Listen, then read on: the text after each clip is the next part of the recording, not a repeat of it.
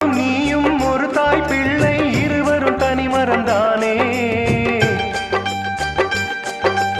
அவனுக்கும் உனக்கும் அன்னை இல்லை அதனால் ஓரினம் தானே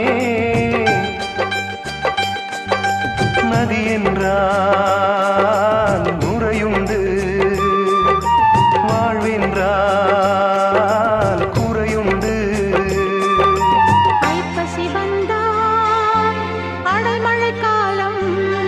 சிலராயுள் முழுதும் ஐப்பசி மாதம்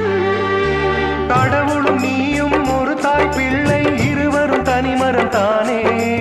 அவனுக்கும் உனக்கும் அன்னை இல்லை அதனால் ஓரினம் தானே